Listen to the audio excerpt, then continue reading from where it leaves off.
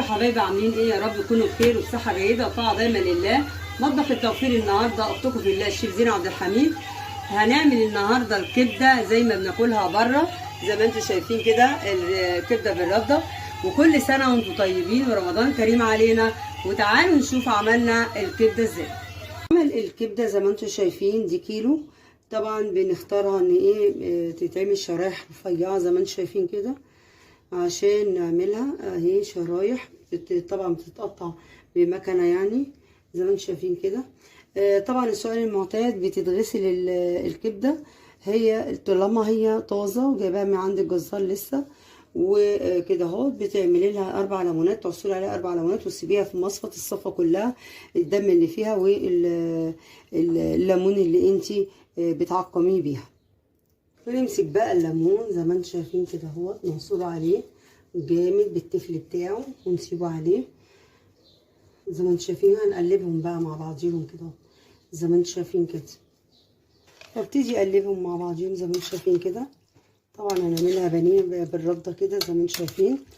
طبعا بقى ايه ما ينفعش نعملها برده كامله، لازم يبقى معاها دقيق زي ما انتم شايفين كده. بنقلب كلها على بعضها في قلب البتاع، شايفه ولا في دم ولا اي حاجه زي ما انتم شايفين، في منتهى النظافه اهي، ولا غسلناها ولا حاجه اهو. هي قانونها كده، سيبيها في المصفى الصفة زي ما انتم شايفين كده اهوت. بقشر الليمون دين وهي تاخد راحتها زي ما انتم شايفين، واسيبها بقى بعد ما عصرت الليمون تتصفى زي ما انتم شايفين كده قيمه نص ساعه او ساعه. وادي التتبيله بتاعتها. بعديها اتبلها واسيبها ساعتين في التتبيله قبل ما احطها في الدقيق اللي هو فيه الرده. وادي الكبده زي ما انتم شايفين. هبتدي بقى ايه احطها في البلاستيكيه دي عشان اتبلها اهو. طبعا المصفى دي مهمه جدا، تصفي لي الدم الباقي، وكمان الليمون اللي احنا حطيناه عليه برضو بيصفي. نحط معلقتين 3 من التتبيله بتاعت كل حاجه زي ما انتم شايفين كده. وابتدي بقى ايه، طبعا المعلقه هتبقى جامده عليها وكده. بعملها بايدي كده بترتيب صوابعي زي ما انتم شايفين كده. كده بقى احط على الوش بعد ما قلبت التتبيله، وابتدي بقى ايه احطها كده على الوش كده اهوت. انا قلبت ال3 اللي قبل كده اهو زي ما انتم شايفين كده. ولازم اقفلها واسيبها قيمه ساعتين زي ما انتم شايفين كده اهوت. زي ما انتم شايفين كده تبلناها وقفلناها. هنحطها بقى ايه زي ما انتم شايفين كده على جنب لغايه ما تتبل. سلطه الكبده باللسان عصفور زي ما انتم شايفين مقاديرنا.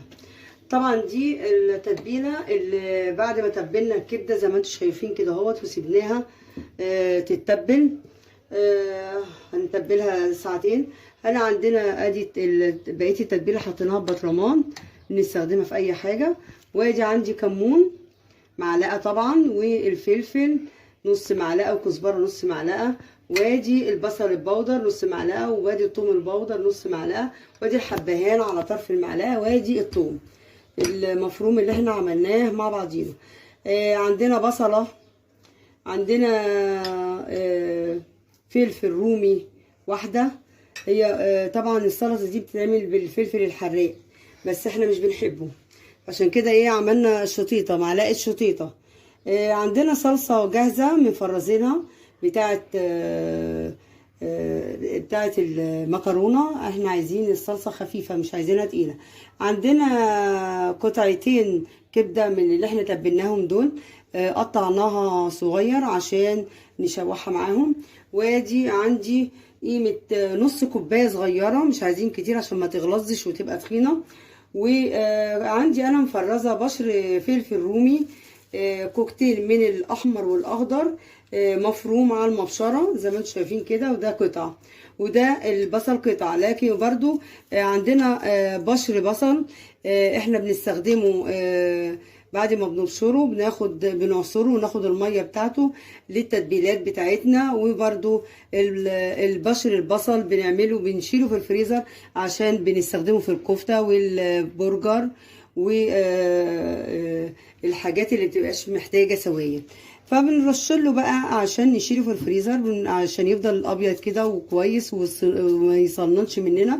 بنرشله شويه ملح زي ما انتم شايفين كده ونقطتين زيت ونقلبهم بعض ونحطهم في الكيس ونحطهم في الفريزر. برضو ده يعني البشر ده بيبقى ناعم كده مع لسان عصفور. زي ما انتم شايفين كده. طبعا معلقه ملح مهزوزه ما نملحوش، بيبقى نص معلقه على الطرف كده. وادي الماده الدهنيه زيت زي ما انتم شايفين كده. تعالوا بقى نشوف اول حاجه هنحطها. زي ما انتم شايفين كده شويه اللسان عصفور دين على النار، نبخرهم شويه وبعد كده نحط عليهم الماده الدهنيه. طبعا انا هحطها على الطاسه كده. طبعا بنعقمها برضو لو كانت سايبه او في اكياس بتبقى تطرى من انها محطوطه في كيس. فاحنا الاول بنبخرها كده اهوت عشان نعقمها على النار قبل ما نحط لها الماده الدهنيه. وبعد كده اهوت ايه. وممكن برضو في ناس اللي ما بيحبوش الدهون خالص ممكن يوطوا النار قوي ويحمروها من غير ماده دهنيه زي ما انتم شايفين كده. وادي هنحط الماده الدهنيه بتاعتنا زي ما انتم شايفين كده. زي ما انتم شايفين كده ممكن نقلل عن كده، بس انا عشان هحط يعني احنا عايزينها ايه ما تحمرش قوي. احنا عايزينها هنوطي عليها، عايزينها يعني ايه فاتحه شويه زي ما انتم شايفين كده. هحط بقى البصل بتاعي اهو زي ما انتم شايفين شوحوا فيه.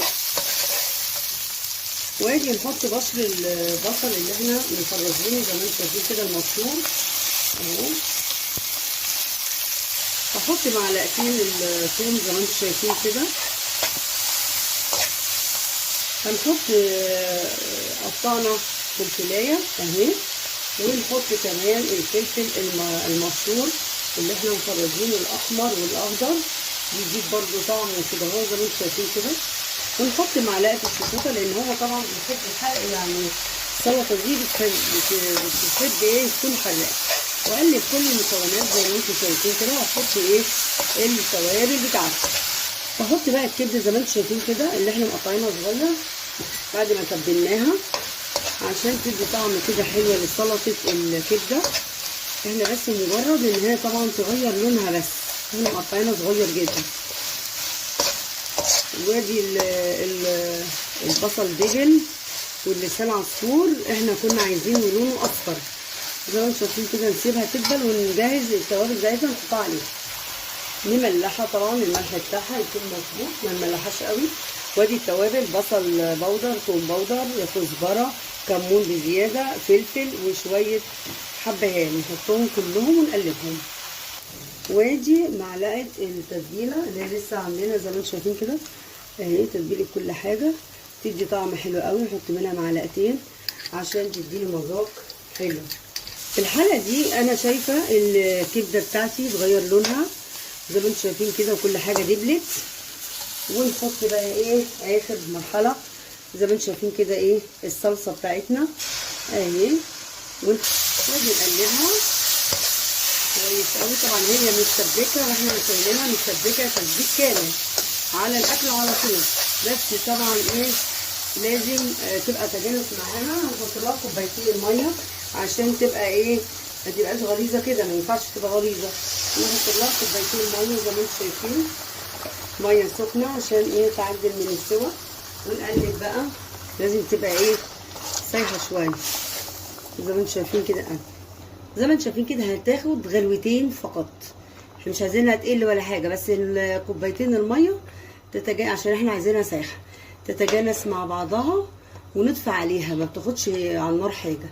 زي ما انتم شايفين كده هي دلوقتي ابتدت تبقلل كده غلوتين واطفي عليها. وملحها وتوابلها وكبدتها وبصلها والفلفل واللسان عصفور يكون استوى، يعني تكون ايه استوى زي ما انتم شايفين كده. في ناس بيعملوها بالفريك زي ما انتم شايفين كده، بس بينقعوه طبعا ليله ويغسلوه غسله كويسه ويحطوه عليها. فاحنا عاملينه باللسان عصفور.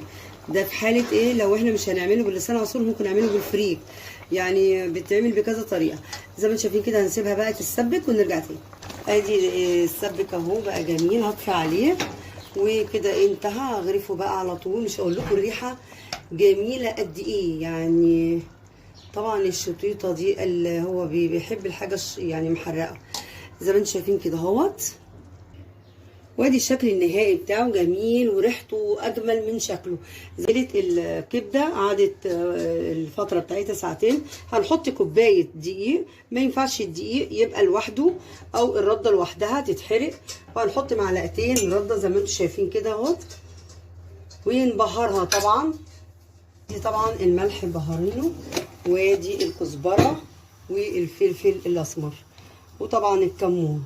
كزبره اهي تبقى جميله جدا في الكزبره، والفلفل الكمون طبعا ده يعني الزعيم. هادي الكمون ورشه حبهان زي ما انتم شايفين كده. طبعا بصل بودر وتوم بودر. ادي التوم البودر، البصل البودر زي ما انتم شايفين، ونقلب كل ده. افتكرت الفلفل الاسمر ناقص. هنقلب كل المكونات على بعضها زي ما انتم شايفين. ضاعفنا الكميه عشان الكميه دي اللي هي كوبايه ومعلقتين رده بتاعه نص كيلو. لما يكون العدد بتاعنا يعني هنعمل كيلو، فتبص تلاقي ايه لازم نضاعف الايه وادي بقى ايه هنفردها كده زي ما انتم شايفين اهي. ادي الكبده البانيه بالرده جميله جدا زي ما انتم شايفين كده.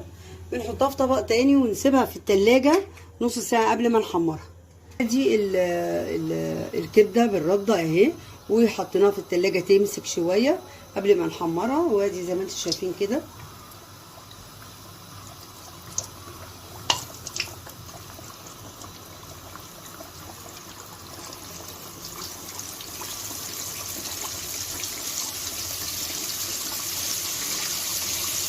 وادي اتحمر الكبده اللي هي بالرده جميله جدا زي بره بالظبط. يا رب تبقى وصفه سهله عليكم تقدروا تطبقوها. جزاكم الله الذي لا تضيع ودائعه. والسلام عليكم ورحمه الله تعالى وبركاته.